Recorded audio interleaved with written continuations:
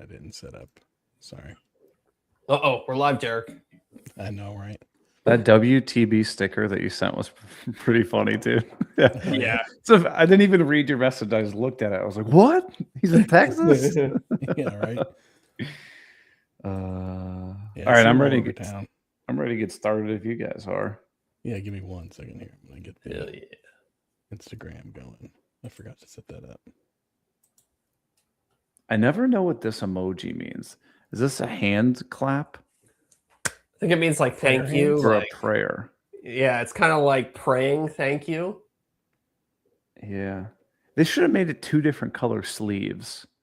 No, You it's know? supposed to be to like something like this, I think. Yeah. Oh. I think I the thought sentiment it was like a, No, like I a think high the five. sentiment is like I'm praying to you, like I'm thankful for you almost, you know? Yeah. oh, where people are like, thank you, and they give you like a little bow. Yeah, Yeah. exactly. Okay. I think if it's a high five, you do just the one hand that's doing that. And Yeah. then you're high fiving at them, and then they return the favor with the opposite one.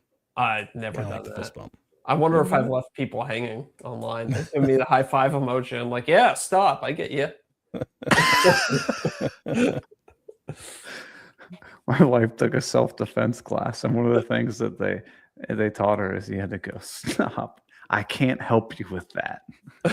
And that's what whenever I see that emoji, that's the first thing I think of. I can't help you with that. Man, self-defense classes are like never-ending comedy. There's so much to be mined there. Yeah, I think it was free at work, and they're like, whatever, sure. Stop. I can't help you there.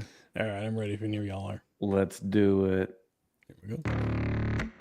Welcome to Off the Cut. Dude, I haven't touched any wood in a long time. And that's why it's covered in plastic. Oh, man. Some X-rated content there. I don't care how long it is. Thoroughly excited. Great for the pocketbook, bad for the environment. Oh, I'm number 3. Hell yeah. Hell yeah. I'm glad we got the explicit out of the way early. If I'm gonna put money into this, it's gonna be great, and I like guarantee. Don't forget to spend your Burkle bucks. That was super easy. Get it. Welcome to Off the Cut, episode 202 for Tuesday, February 3rd, 2026. Nice. Almost Got it. forgot what month it is. A lot of tit there. Hey, we barely got this podcast on the No. underway today, but Technical difficulties, you know. word on the street is KM Tools never has technical difficulties. No, I mean, if KM Tools started by making and selling computer parts, then I would have no technical difficulties. I'll tell you that much right now. They would be my premier place to buy computer parts. Unfortunately, or fortunately, depending on how you look at it, they only make woodworking tools. But thankfully, they make some of the best gosh darn woodworking tools available right now. And that's because Jonathan Katzmoses, sorry, correcting myself. He assembled what I like to think of as the woodworking Avengers. And they teamed up to produce some of the highest quality woodworking tools that the world has ever seen. This is some seriously high quality stuff, not a bunch of cheap stuff where they found the best margin possible on it. This is stuff that they've either designed themselves or it's stuff that they actually use in their own workshops. And that's why the tagline for the store is, if it's in their shop, it's in their shop. Whew. I honestly don't even remember there. what their actual tagline is. I know, it's been so long that I've been making up this asinine fake tagline that I can't even remember. It's by woodworkers for woodworkers. That's what it is. Yes. Yeah. I would really love, I hope, maybe for like April 1st or something like that, Jonathan will change the tagline on the website too. If it's in their shop, it's in their shop. But the TM good thing, Zach builds. Yeah, TM Zach builds. But the good thing about shopping at KM Tools is that you get to feel good about yourself because a portion of every single sale goes to support the Katzmoses Woodworkers with Disabilities Fund that puts tools in the hands of people who need it. And speaking of putting tools in the hands of people who need it, every month, Jonathan gives us $50 to give away to one lucky patron. So if you want to get entered automatically in that drawing every single month, head over to patreon.com/offthecutpodcast, sign up, and like I said, you'll be automatically entered. It's awesome. Do you know what today is? Nope. Is it drawing day? It's drawing day. Oh, it's a good reminder. Oh yeah. No, wait. Can we please have the theme music for drawing day? Oh, I got it queued up. Give it away now. Cat's Moses, a $50 gift card. Word to your mother. Hell yeah. Sorry, I Love needed the one horns. more of those. Yeah, I know. I've been considering making that my ringtone. I want every single sentence I speak to be punctuated with "Bah, bah, bah, bah." You ever thought about throwing that sound clip into one of your videos? I should actually. You just punctuate You every can- sentence with that. Yeah, exactly. Oh, I don't think this piece is gonna fit. I don't think people would get it though. That's a deep cut. Yeah, I think enough people might get it that it would get some laughs. Do people get like half the I always put like references and stuff like that in my videos. It's like realistically, probably what 50% of people get this on a good day. Yeah. Yeah. Yeah. I've considered doing like just like throwing in like song lyrics and just not even addressing it. That'd be fun. That would You know? be. I used to do. I haven't done this in a while, but I had some like graphic tees that were kind of like deep cut references to some of my favorite TV shows. They were like fake businesses that appeared in some of my favorite TV shows. Oh, yeah. Ooh. Yeah, some people got those. It was fun. There'd be all like once a year, I would get a comment that was like, "Oh, is that a reference from the show?" Oh, okay. Okay. Yeah. See, there are all these ideas you have, these grand ideas. You think it's going to go somewhere, and then no one notices. And it's just Yeah. like, You got to keep going at it though. True, and takes who a few knows? rounds. For every one comment you get, there's probably 10,000 people who actually noticed, but just didn't say anything because they don't leave comments. Just I go, don't have "Eh." the time. I don't have the time to comment. Yeah. You know. Hey, I do have a comment though. Oh, I'm just going to get right into it. The Let's do it. winner of this month's $50, 50 crisp US dollars to camtools.com is none other than Andrew. awesome! Just Andrew. Congrats, All right. Andrew. Yeah, you don't have to sign I up was with the waiting for a last name. there. Yeah, No, just Andrew. I thought you were trying to build tension. I thought maybe we had like 3 Andrews, and you were trying to Right. build tension for Oh. which one it is. Oh. Do we have multiple Andrews? Is that going to be an issue? Well, no, their screen name is just Andrew. Just Andrew. Okay, so if you On if your name is Patreon Andrew and you're side. patron, but you didn't include your last name, then Is it Andrew or just Andrew? Andrew. Is Okay. it Who's on first? The just is implied. The just is not Okay. written. He's Yeah. like Cher. Exactly. Or Prince. Yeah. They're Prince, yeah, Yeah. Or Dr. Phil. or Spenceley Design Co. Anyway, Andrew, I will get you connected with Jonathan and Mark over at Cam Tools, and they will get you all hooked up with that 50 crisp dollars to spend. Nice. We should call them KM Bucks. Oh. Just saying, KM Cash. KM Cash. Oh. Cash Moses Tools. Cash Moses, yeah. Cash, I like the Cash KM Moses, Cash. yeah. KM Cash is good. That's Mhm. good. Good. Hey, if you want to save some hard-earned cash, everybody's around the holidays. You got New Year's resolution, trying to save a little bit of money, and you're like, Mhm. listen, I would love to save almost $1,000. Well, then I've got the place for you guys. Our good buddy Bill Burkle over at WTB Woodworking is running yet another huge giveaway. All you have to do is go to WTBwoodworking.com/giveaway and sign up. I'm not even going to tell you what's over there because it's too much. Fair enough. It's- It's a huge list. I've looked at the list, and Eric's right to not read it all out because it'd be boring. But it's a lot. It's huge. Yeah. One I think the of big things, item. How much is the gift card that you get? There? 500 Burkle bucks. Yeah, that's the big one. Yeah, Burkle Bucks. It's too much. Mhm. If you ask me, it's too generous, if you will. Oh, maybe we should make it like Cat's Moses shekels or something. Oh, now we're talking. Well, when you're over at WTBwoodworking.com, not only can you check out the giveaway that he's always got running, you can buy all of your favorite tools, supplies, lumber, slab, sheet goods, anything you can think of.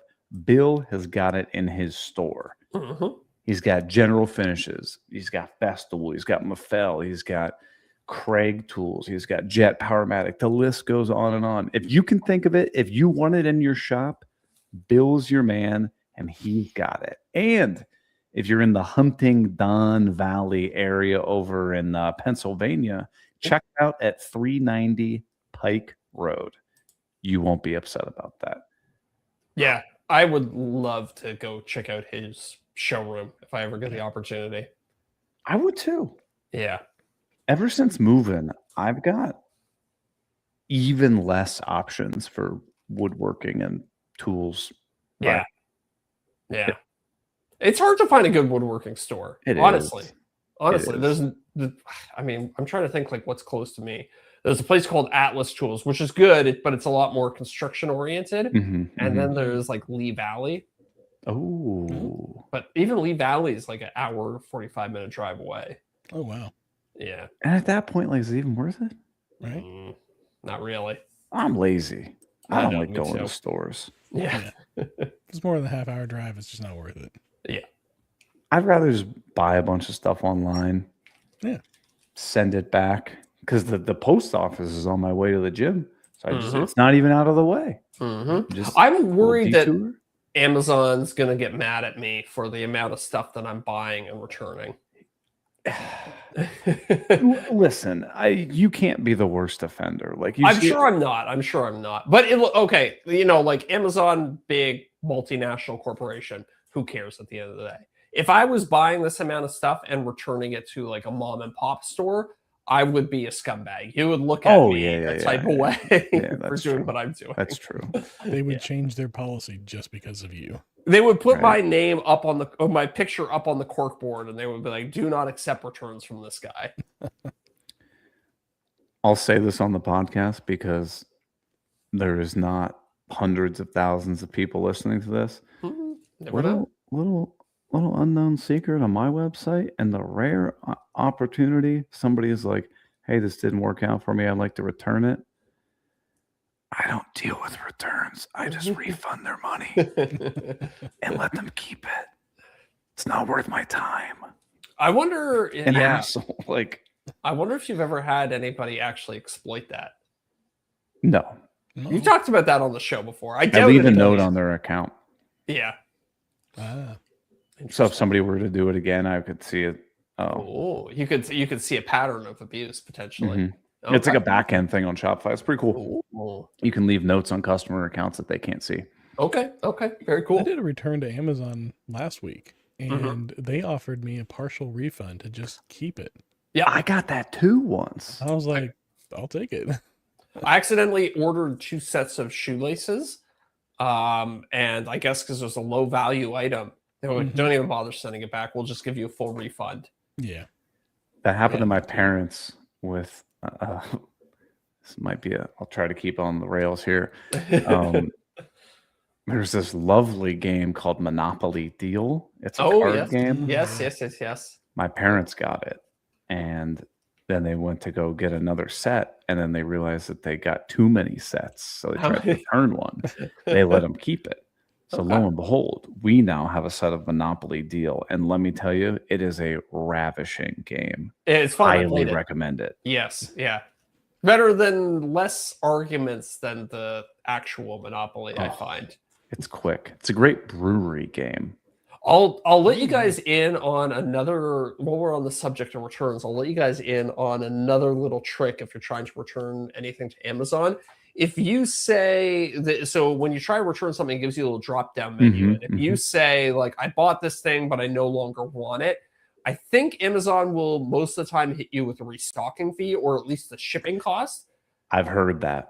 They say, okay, you pay this, you pay $15 to ship it back, and then we'll give you the rest of the money. If you fill out, if instead of picking I no longer want this, choose the option that says website description inaccurate or something Every like that. time. Every And then I single just say time. it doesn't fit. Yes. And then they will take it back. They won't charge you shipping. I've actually done it where, and I thought I was going to get popped for this. I went in and I clicked the option that I don't want it anymore, and they charged me the shipping, and I was like, never mind. And I hit back 3 times, went back to the menu, picked the option that said website description inaccurate, and then went through with return and didn't have to pay for shipping. Oh. Yeah.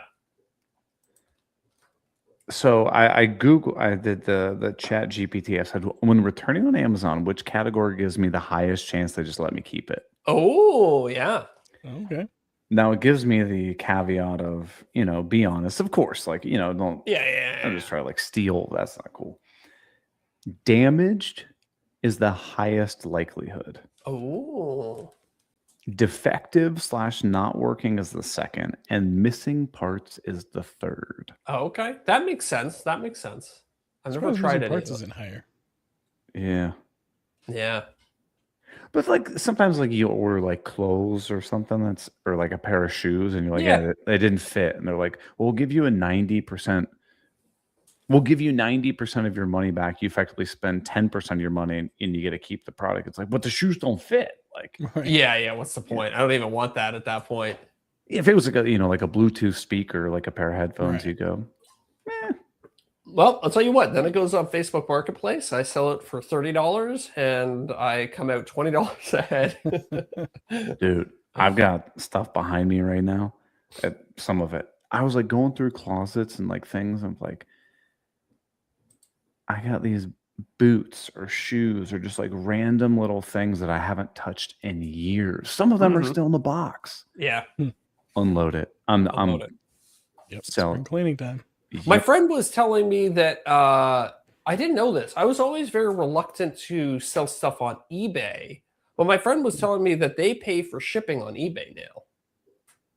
eBay pays for shipping or the like person they'll at least build it into the price, and then they, as the shipper, you get a little like label printout that you then take to the post office. So when I go ahead, Deric, sorry. I was gonna say, yeah, I do eBay a lot. Yeah. And I sell on there, and I always do it as like buyer pays for shipping because that changes based off of where the person is. So then I can list it a little lower and then hopefully drive it up better. Right. But yeah, like I've always had them pay for shipping, and then I print off the label, drop Through it off eBay. wherever. But back in the day, I used to do buyer, and mind you, this is 15 years ago, maybe. Okay. I used to do buyer pays for shipping, and then I would have to go to the post office, figure out how much it costs to ship the item, report back to the buyer, and then they would have the option to be like, shipping's too much. And which it always was, because if you ever try to ship anything yourself, it's always like $50 or something like that, unless you have a corporate account. No, I've always had it. They've always had it built in for me. Even whenever I do like I'll pay for shipping, like I can buy the shipping labels from them. Yeah. Okay. And then I know that they're going to be about so much based on the size and the shape, and so I'll just factor that price into it. But I was going for I'll pay for the shipping for a long time because I was like, that's probably more appealing to people that if they don't have to pay for shipping, and it's like that trick of the eye or whatever. Right. Yeah. And then I transitioned away from that and noticed no difference, at least on eBay. My biggest hesitation, and I do the same thing on eBay. It's just I listed either they pay for shipping or it's quote free shipping, and then I just purchase the label through eBay, and it's usually like $7 or $12 to ship it or whatever.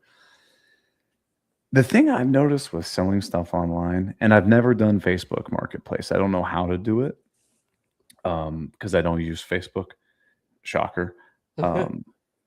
I can't be bothered with going through the steps of listing something. It's just like take the photos, write the description, set the price. I know. Yeah, and you have to do, it's not as, you have to do a little market research too and kind of figure out how to price things. Like, well, is mine brand new or is it kind of beat up a little bit? Should I give a discount for that? I know. Yeah. You count for every little nick and scratch because they'll use that as a reason to make a return on you. Yeah.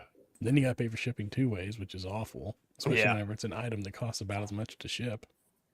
If the item's new though, I literally just go online and find like the stock, white background photo booth pictures and just throw that in there. I don't even bother.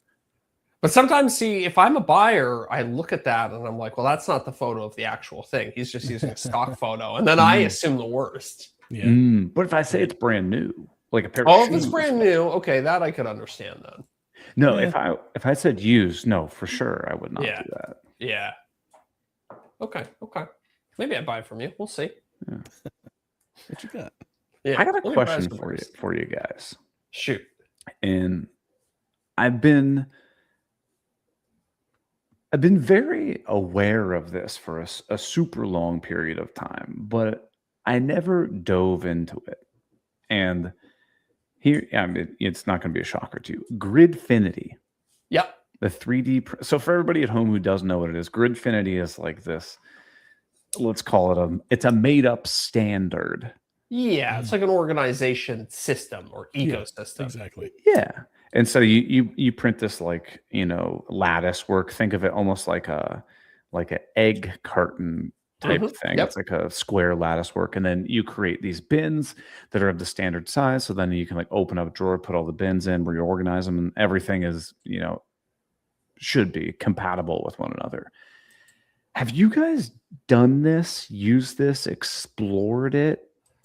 Give me your pros, cons, thoughts. You love it, you hate it. Tell me about it. Yeah, I've thought about it quite a bit, but I've never pulled the trigger on it. Okay. It looks great. Like behind me, I have 2 IKEA kind of like low storage units. Essentially, it's just like chest of drawers. Yeah. And I have considered at many times just printing Gridfinity inserts for all of them. But then I'm always like, I don't know, I have 6 drawers times 2 things to print the actual, just the grid, not even the cups. That's probably like 80 hours of printing or something crazy like that. You can print them stacked on top of one another too. Oh, can you now? And then just break them apart. Yeah. Oh, I didn't know it's like that. support filament? Yeah, well, I think it just does like you're doing support filament between the layers. Okay. Except it's not support filament. It's just, they're spaced just enough that they snap apart. Okay. Interesting. Now you're bringing me back around. There is a plugin for Fusion 360. I just downloaded that. Yeah. Oh, cool. And then that'll let you build the base, like the grid on the bottom of whatever object it is that you're wanting to do, and it'll fit it to whatever, to fit Gridfinity. You make it 3 squares by 4 squares or units or whatever the hell they call it. Yeah. Yeah. And then there's also another one that I use for walls. That's called, I think it's called like hex.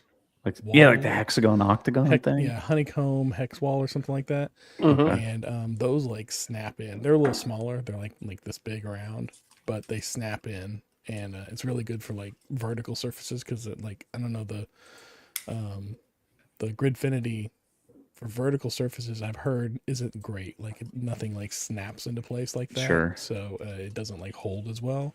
But for like drawers, it's fantastic. And I've used it a little bit. But I am planning to use it for a little organization that I'm doing here. I've been designing the thing and then working with the plugin to get that for Gridfinity to do all my desk gear. So no one's really gone in. Well, Scott said he loves Gridfinity. Nobody has really gone like of the 3 of us. No one's really gone all in on it. Yeah. No, I would like to, but it's just it's a time thing.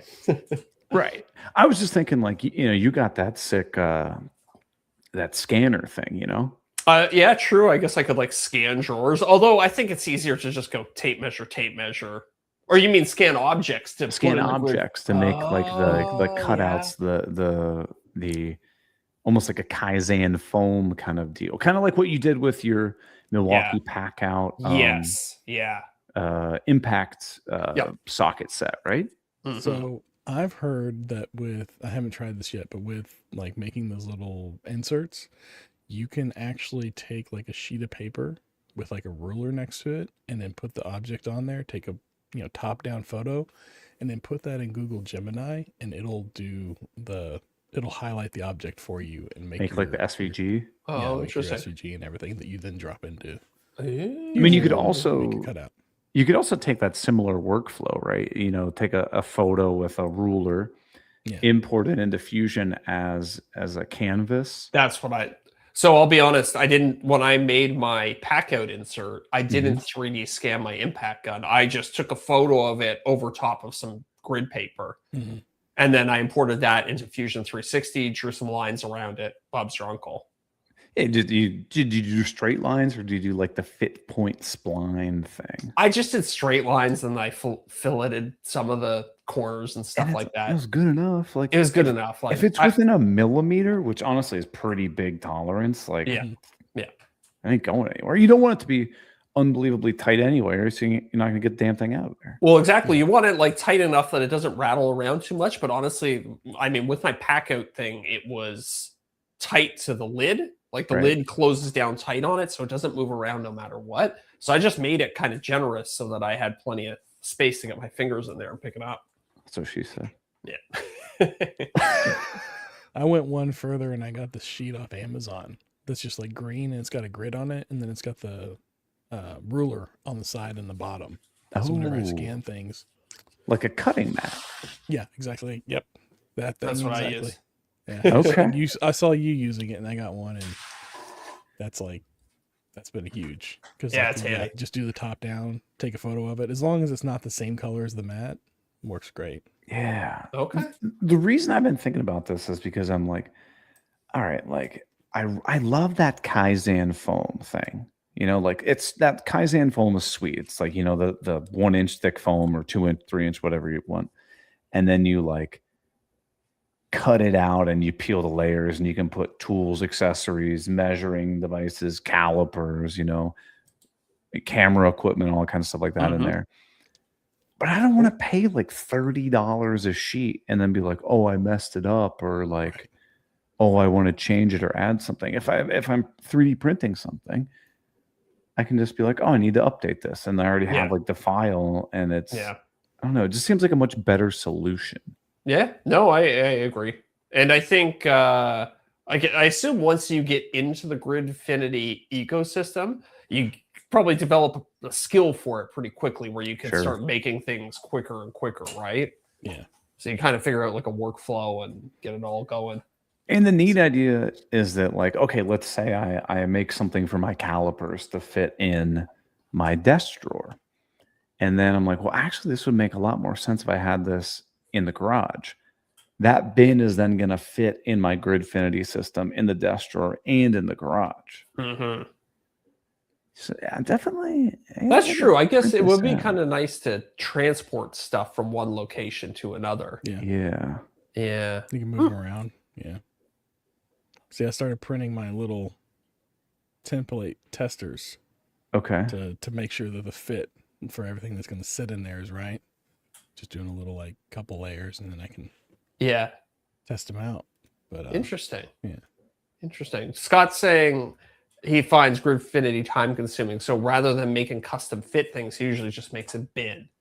Yeah. Which fair enough. I mean, if you just want to organize, you don't need like a custom fit for it. I will counter argument to that is it looks really cool when you open up a drawer and everything's just custom fit. But oh, and then you could do something sick like changing the layer height. So like when you have a cutout, you can make like the whole thing is black, but then the cutout is orange. So you got like a negative shadow in there. Yeah. I was thinking about doing that with my pack out organizer. Yeah. Yeah. And then you could even like embed text in there too. Yep. Different, tool, like if you have Allen keys, say, different sizes. This is the 1 millimeter. This is a 2 millimeter. This is a 3 millimeter. I did my own. Like I was looking into the Gridfinity for a little while, like months ago, because I wanted to do some organization in my son's drawer in his desk, because he's got like a Game Boy and some games and a couple other like handhelds, and they're all just kind of rattling around in there. So I was like, I'm going to create like a storage thing that they can like slot the games in, and then the system holds in and everything. Oh, I like that idea. And I started looking into Gridfinity, but I was like, this is too complicated. I already know what I want, and I had done most of the work as far as like getting the measurements in and creating the cutouts. And so I just created my own octagonal system and used that in place, and it worked great. Like it took a little bit to develop, but I gotta tell you, it was really fun just sitting down and developing this little like octagonal I grid bet. system to Yeah. use for it. It is fun to design your own little organizers and stuff like that. Yeah. Here's the thing that I always get caught up on, though. Okay, so I think I'm going to design this organizer that's going to make my drawer more functional, and it's going to save me time because I'm going to spend less time looking for tools. I know where this is going. And then I always think, is that ever going to outweigh all the time it takes me to make the damn thing, like do all the modeling, print the Gridfinity thing? And it's like, nah, probably not. So what's the But point? it looks cool. But it makes looks you cool. happy. Yeah, it is satisfying. Well, that's why I made the pack out thing. I was like, this is very satisfying to me. I don't know if I'm ever going to get my time back, but Okay, let's be honest about the pack out thing. Mhm. How many hours? How many hours do you think you sunk into that? I mean, if you just design time, like, are Yes. we also including? Okay, Print time. We're going to say print time doesn't count because you can just- do something else. yeah, I ran it at night. I probably spent 4 to 5 hours on That's it. what I was going to guess. Yeah. Yeah. For the first one, now, mind you, if I wanted to do a lot of that was getting the shape of the pack out container just right. Right. So I imagine now I could do, if I wanted to do one for my drill, I did one for my impact gun. If I wanted to do one for my drill or an angle grinder or something, I Yeah. think I could probably do it in an hour or two. Ooh. Okay. Okay. So, because again, like I was saying, you do kind of figure out a little bit of a workflow with your first one. You're like, okay, take the picture, import that into Fusion, draw a thing around it, blah, blah, blah. I imagine the hardest part now was mapping out the interior of those pack outs because they're sloped and slanted and they got all those different angles and everything. That's what probably took the most time. time-consuming. Yeah. Yeah. I mean, how many now you have rolls of filament did you burn doing that? Printing out drafts and Not mock-ups. too many because I just did like the bottom. Cross sections. Yeah, I just did like Right. a cross section of the bottom, and then once I knew that fit, I did a taller one, and then I it's a little bit sloped, so I tighten things. But Yeah. and honestly, the one I made is still not perfect. There's little gaps here and there, but it was like it's not a product I'm selling. This is just for me personally, so good enough. See, and those are things like that would be such a good product to sell, but it's like you would have to make so many different renditions of it for it Yes. to be valid. Yes, there And you are gotta a look lot into, of like what the tolerances are within the pack out system itself. Sure. Like with those Yeah. spaces. You make it 'cause too can tight. sell one too tight Some- or too loose. yeah. Yeah. So an annoying thing. So I did the pack out half wide one. Mhm. And then I was at Home Depot the other day and I saw that the full width one was on sale. I was like, all right, I'll buy the full width one and then maybe I can do one that has my impact and my drill in it. And I got the full width one back home, and the interior shape of the full width one is different than it's not just two side by side. Right. It's actually significantly different in terms of the shape. And I was like, It's not ah, even just damn. one stretched out. No.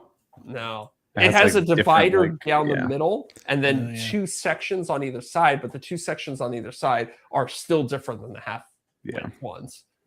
I will That's say what I'm that those saying. pack out systems are really nice. Yeah. They're actually durable too. I mean, Yeah. I have the sustainers. I like them because you pop open the lids, slide them in the container and stuff like that. But they are not durable at all. Yeah. What is that? I wonder what the plastic they use for those is, or if it's just not thick enough. If you drop it, like even if it's empty, if you drop it from 2-3 feet, you're absolutely gonna crack it.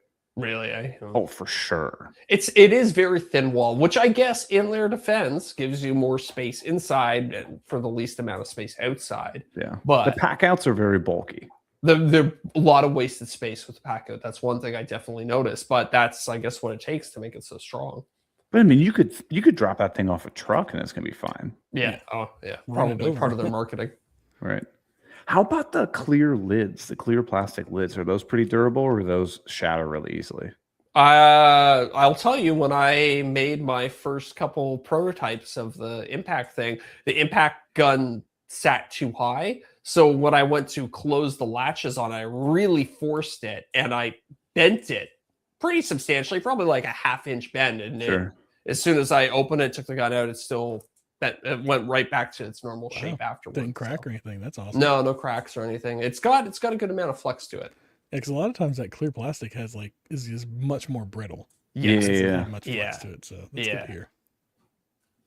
It didn't even do the thing where clear plastic, sometimes you deform it and then it becomes opaque. No. Oh yeah. Nothing that It's I still noticed clear? anyways. Yeah. Wow. Yeah. It'd be fun to, I mean, you get a little bit of a sense of it doing 3D print stuff, but I feel like there's a lot to learn when it comes to plastics. It'd be fun to do a deep dive into all the different types. Yeah. So much of it, I mean, especially with 3D printing, like I know there's so many different filament types and stuff. And like I know that like this would be way better in the workshop. Ooh, this would be way better in the car. This would be better here and here. I don't want to have like 40 different types of filament and then all the different colors. Like, yeah, I kind of just pick one and like, that's fine for me. I hear you, dude. Yeah, it's good to know and there's intricacies with printing every single one, right? Yep. You know, like PLA is a little different than Petchy, is a little different than ABS. So it's good to just know one very thoroughly, and then that just kind of becomes your workhorse. I mean, you have to use all the different filaments. Like I know when you work with bamboo, they're like, all right, you need to do something that has nylon or carbon fiber or whatever. Don't they? I mean, that hasn't been my experience working with them. They've been pretty cool. They've just been like, you know, whatever you want to use, go ahead and we'll send it over to you. So even if you're like, I use PLA for everything, they'd be like, all right, come on. Like, I think if I use, yeah, I guess they like showing off some of the more exotic stuff. And also if I were to make something and I was like, this is really rugged and durable and it's made out of PLA, I think they might be like, come on, Zach. No, do something tougher. Yeah. Right. That makes sense. Makes sense. So so we're gonna all try Gridfinity, maybe. Maybe. If I had a good spot, a limited, maybe I'll use it in like one of my junk drawers. Like that's what I was gonna do. Yeah, clean up all my like loose cables and stuff like that. Yeah. I actually went through my cable drawer and I put everything in little Ziploc baggies. So this one says USB-A to USB-C. That's a good idea. So now they're all in individual baggies because you always are like, oh, I need this, this cable to this cable. And then you're sifting through the thing and you think you find one. They're all tied up. Put them in a little bag. It's nice. Remember those CD booklets back in the day? Oh, yeah. I wonder if somebody made something like that for cables. If that would say that while we're on the Gridfinity subject, there is actually like I've seen like a little like hacking thing for cable management, and it's just like little like briefcases. And you put, you can like put like 2 or 3 cables in each one and snap them shut, and they slot into like the Gridfinity. Golly, I'm looking at this right now. All right, I'm coming back around on Gridfinity all of a sudden. Cable briefcase. Yeah, so you can do like cable management with them. Gridfinity organizer for large cables. Man, oh man. There's a lot of options. Okay. You know, I think I'm gonna go in on this Gridfinity thing. I'm gonna print one lattice work for my drawer. Yes, for my desk drawer, and I'm gonna see where that goes. How does it work in terms of?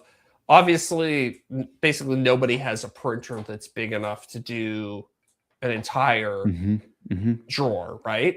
Yeah. So you're tiling it to some extent. How do you connect the different?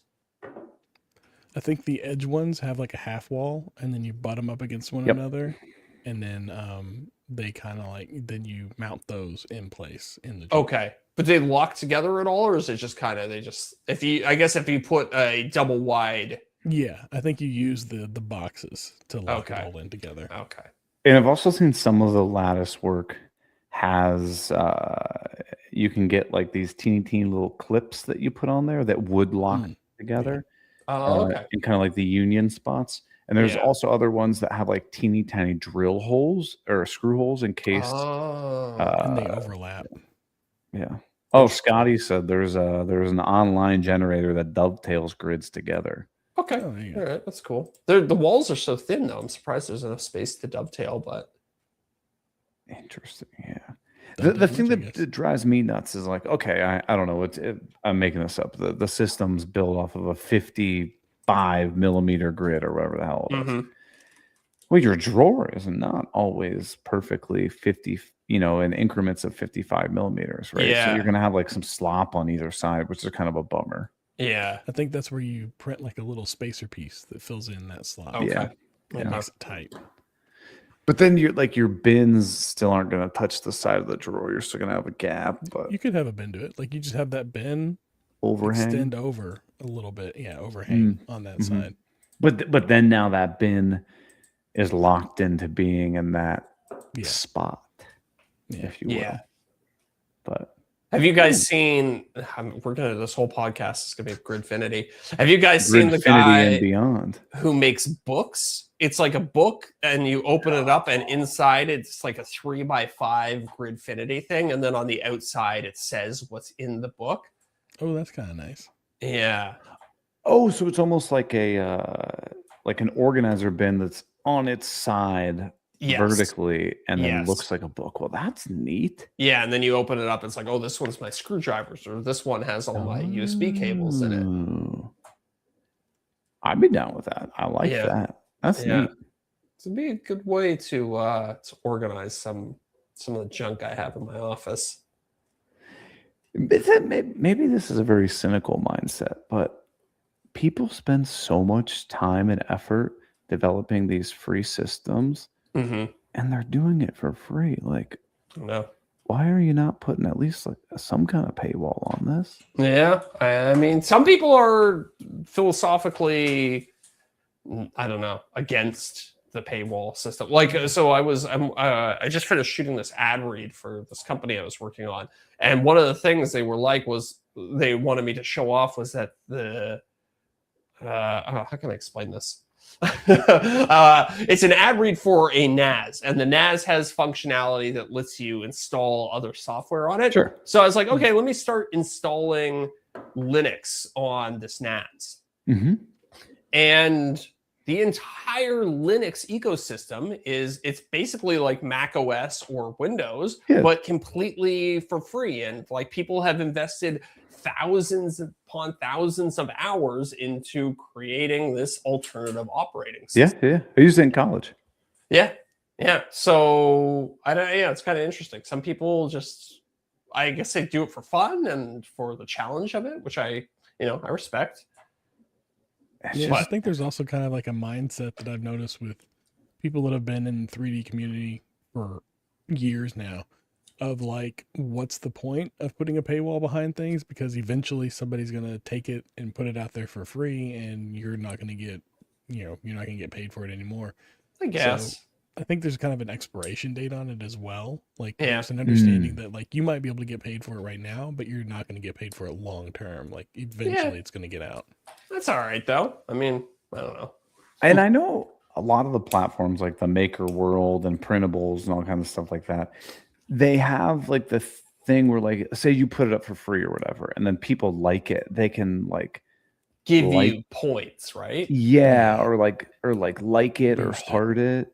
Yeah, my friend made a really simple cable management clip thing, and he posted it on Maker World, and he says it got popular, and now he doesn't have to pay for filament. Oh, that so Maker World or Bamboo then effectively quote pays you in free product of you get like points that you can redeem for products on their website. I wonder how long they'll continue to do that for. Yeah. Well, I'm sure it probably behooves them, because then Bamboo's platform and ecosystem of things out there that people can print. Yeah, 100%. And they must know, I'm sure they've done the math. Like if people are at home printing with our filament, we're probably making, X amount of dollars every time one of these is printed. So if this thing gets printed 10,000 times, then, maybe they know they've made $10,000 or whatever it is. Yeah. Joke's on them. I don't buy my filament directly from Bamboo. Yeah.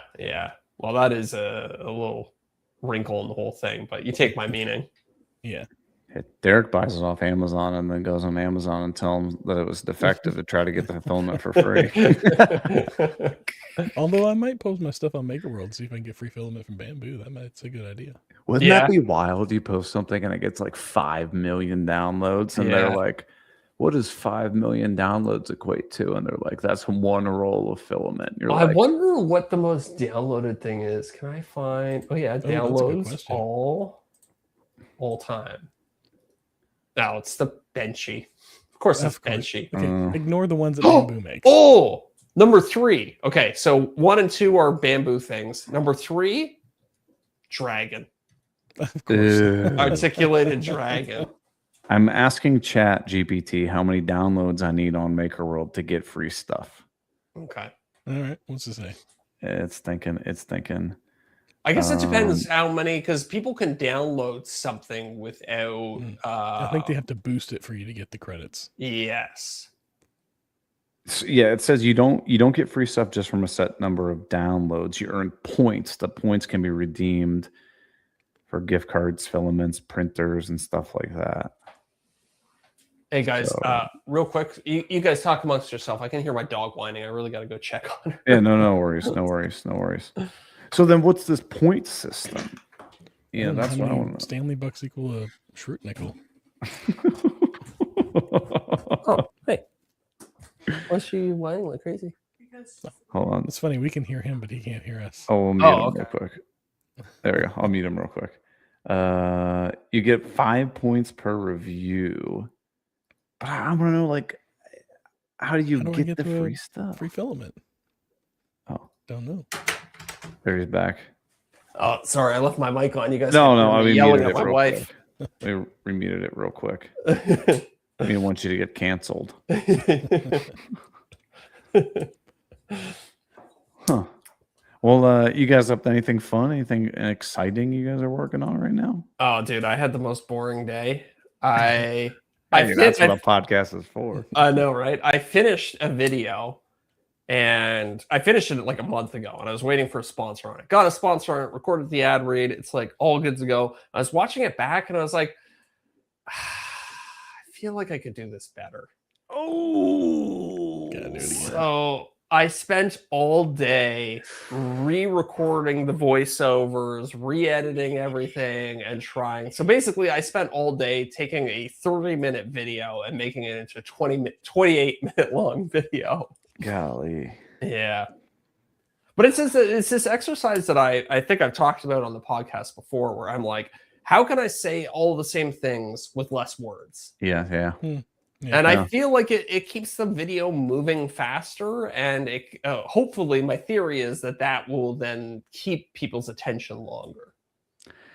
I've noticed that, like, okay, surprise for people at home.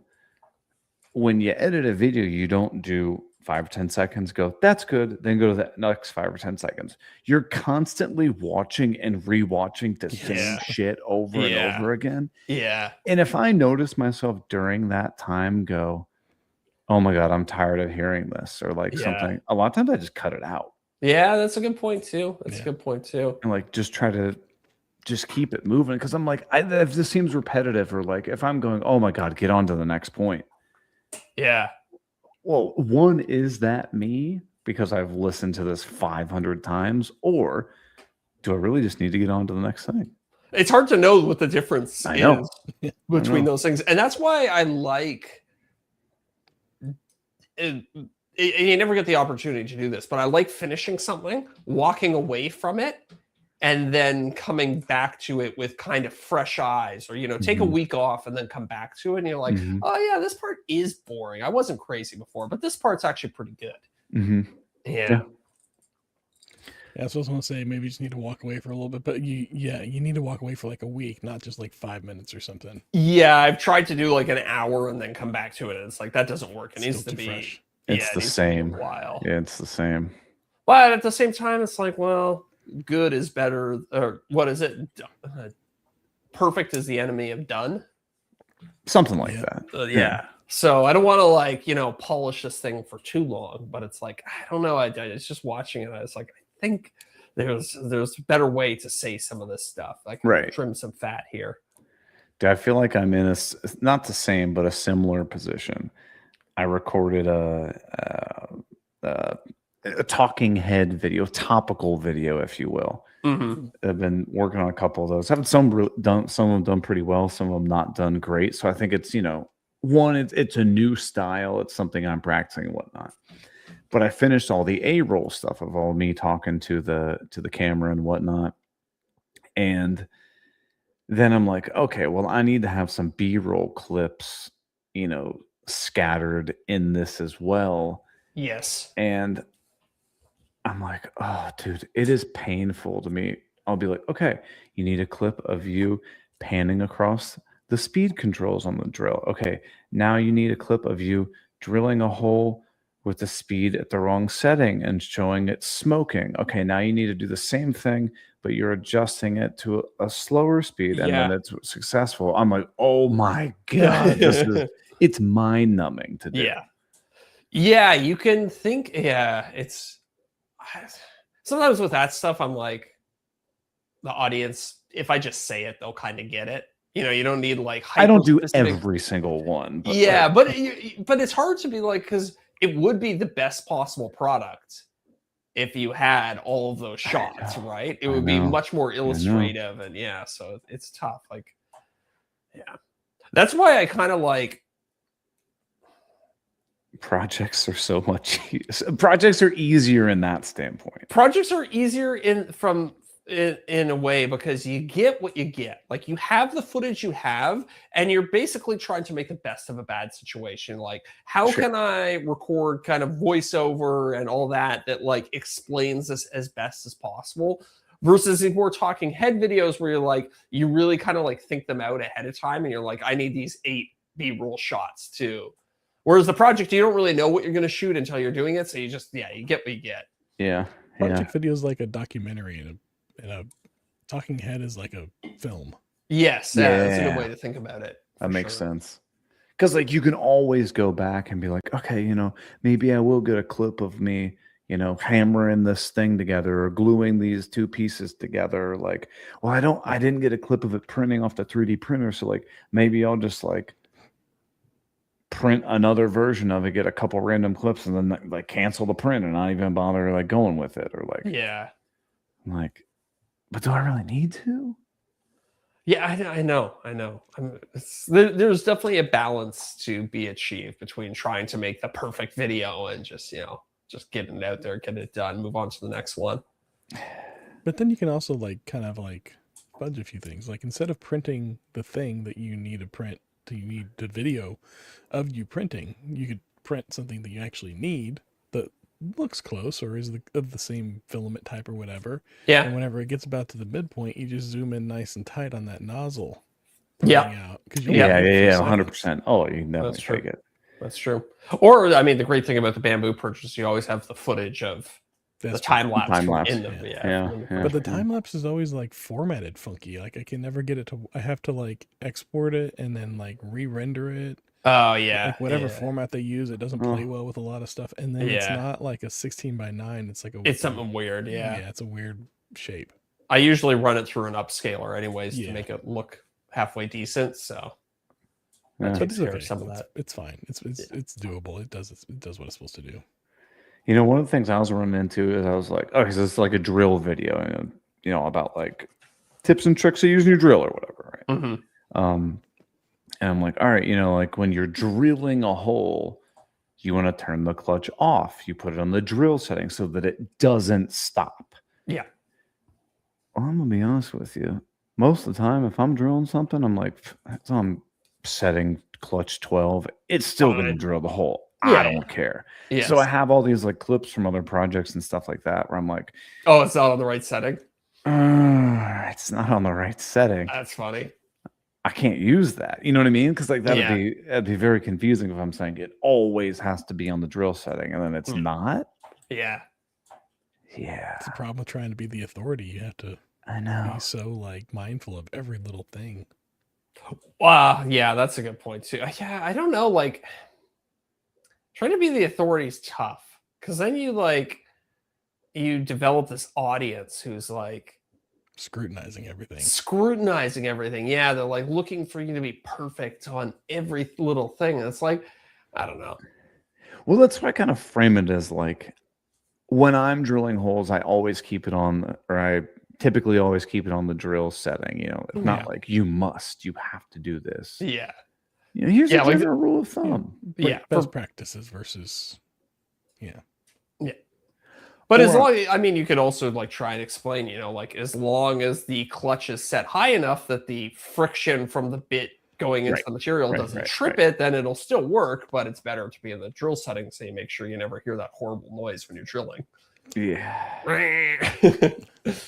I used to hate that noise. I used to fear it, thinking I did something wrong. It sounds like the drill is breaking. Yeah, it does. But now I hear it and I'm like, okay, it's doing what it's supposed to do. Yeah. Right. Although I have had drills start to fail, and then when they're in the drill mode and you're going really hard on something, it'll pop into the number 12 setting or whatever, and then it'll start slipping, which is annoying. But that's only old dying drills, so it doesn't apply. I'm gonna be honest with you though, driving in fasteners with a drill just pisses me off. It's annoying. Yeah, I don't know why it's so much better with an impact driver than a drill. I guess it's like, unless it's like a 1/2 inch, 3/4 inch bit, like or screw, dude. If it's an 1.5 inch, 2 inch screw, impact every time. Yeah, I don't have time for that.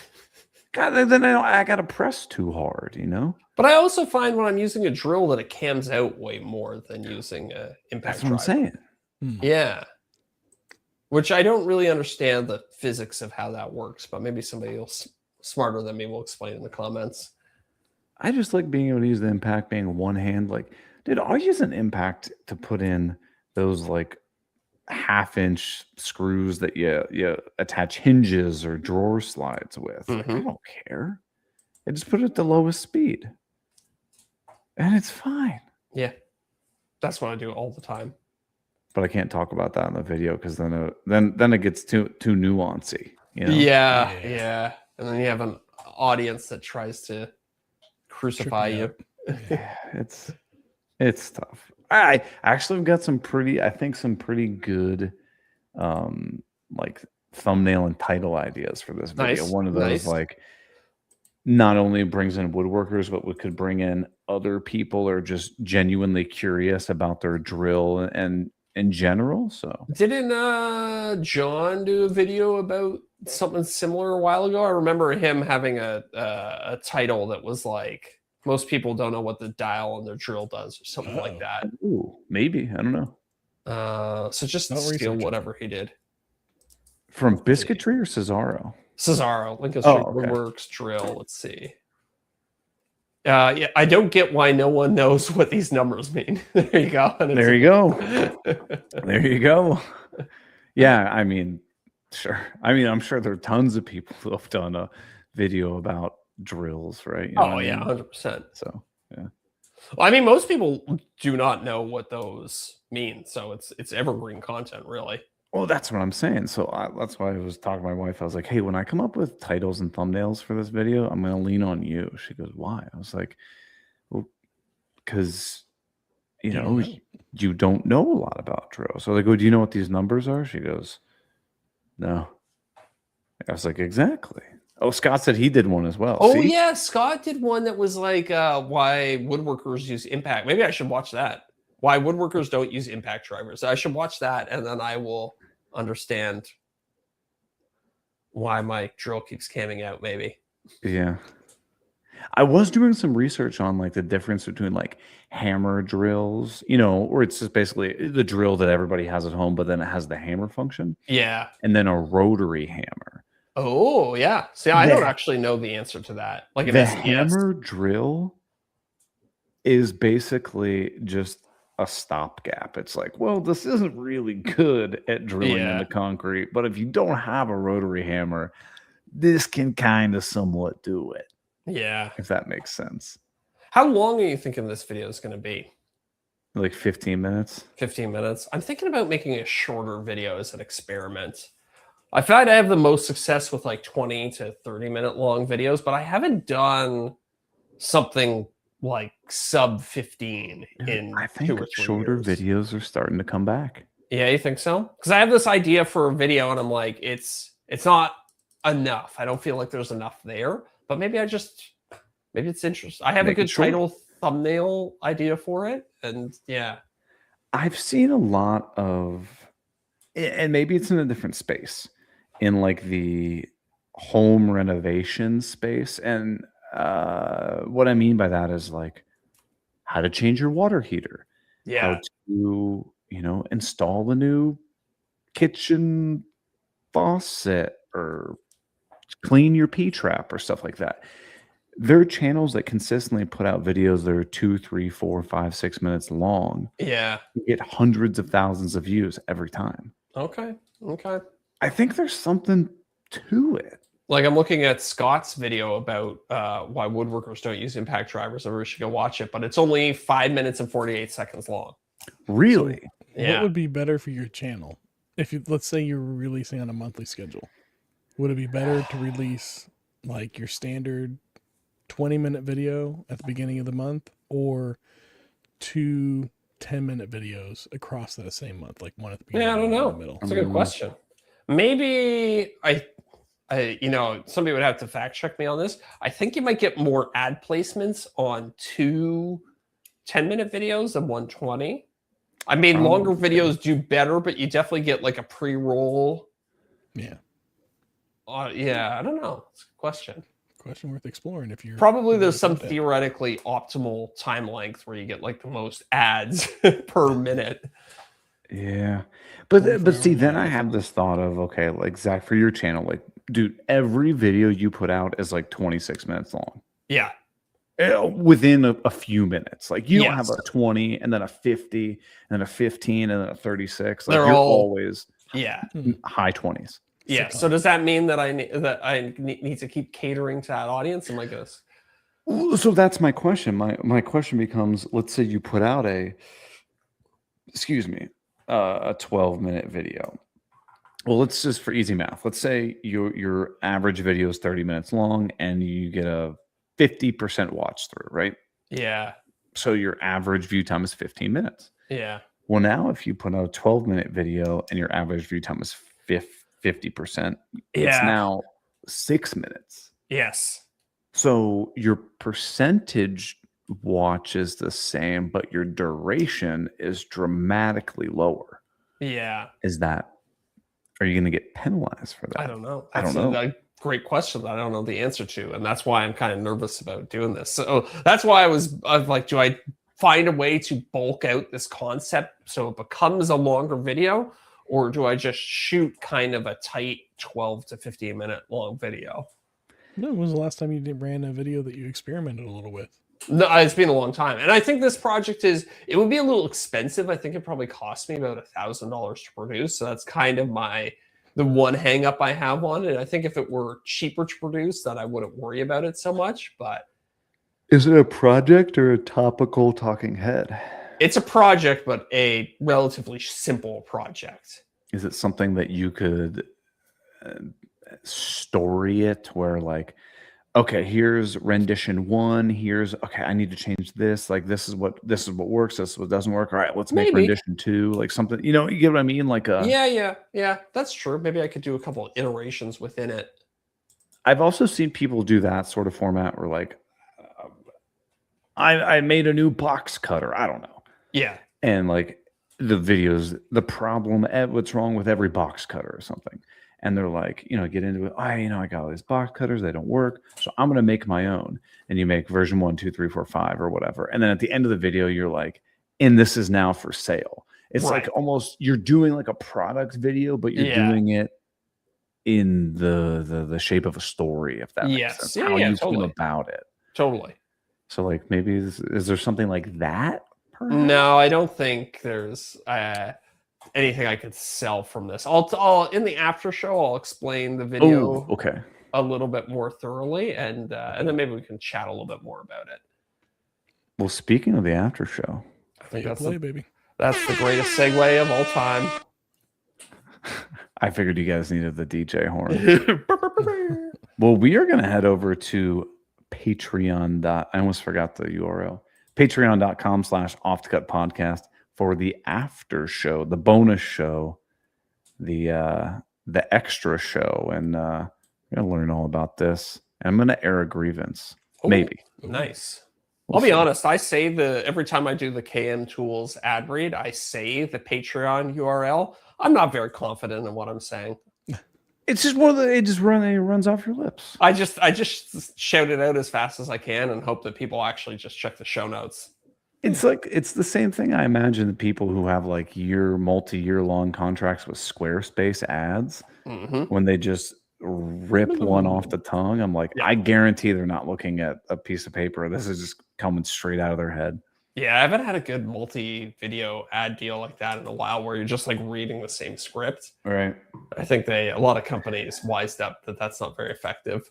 And I think a lot of people wised up that Squarespace is a terrible website host, but is it? Oh, that was my first website was if you want to sell something. Oh yeah, if you want to do products and stuff like that, yeah, they're not as good as whatchamacallit, Shopify. Yeah, no, but if you just want to like, here's pictures of my projects or whatever, then it's easy, great. But yeah, if you're selling something, no. Well, enough about that. We'll be over at the after show. Yeah. See ya. I'm going to give a huge shout out to our returning top tier patrons. Corey Duvall at Woodcraft and Honey. Josh at Sawdust Builds. Joe Welsh at Delaware Valley Workshop. Goblin Spanker. You can't say that anymore. Bill Burkle, WTB Woodworking. Dadu said, yeah, buddy. Building Creative. Bailey Thompson. RJ Russ. Zach, to be honest with you, I don't even know if I followed you. Bingo bango, you're done. You should stop. Guess we're not getting that Squarespace ad sponsorship. No, we shot it's ourselves all in the right. foot there.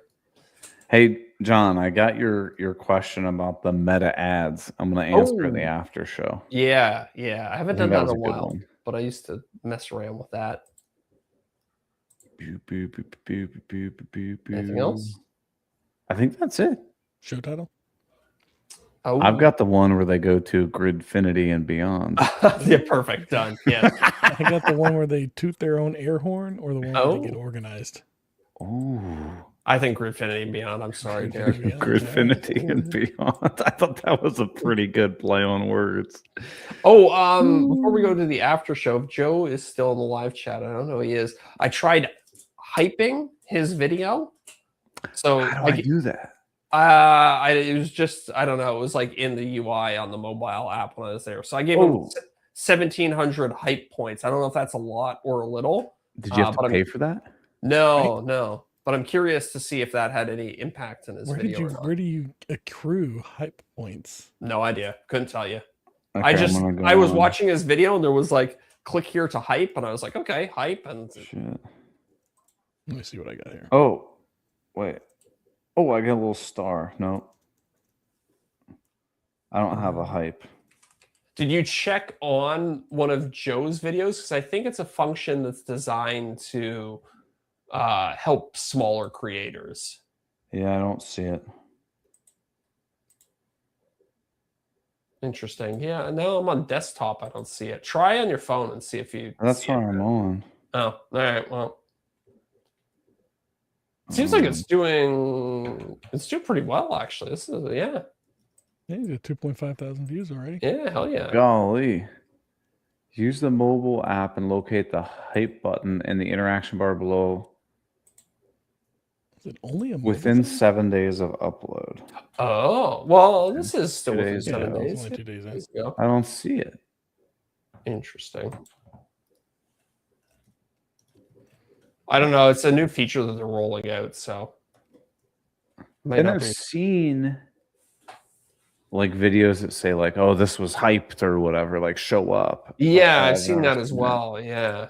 You know what's funny is like whenever I watched his video the first time, I saw the hype button on there. But now it's not there now. So I wonder if it's like you have to do it the first time you watch it. That doesn't make sense. Maybe.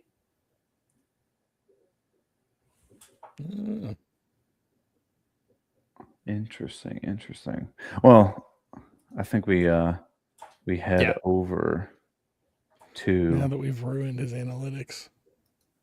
Yeah. Sorry, Joe. You're gonna get a watch time with somebody that got a couple seconds. Well, I guess he's got a full and then like a restart. Yeah, maybe it helps him out because I rewatched it. Started. Yeah, true. It's all gravy at this point if you've already watched I'm gonna it the whole copy way the share through. button, so it looks like I'm doing something there. Nice. All right, live stream. We're gonna head over to the after show. We'll see you cool cats over there.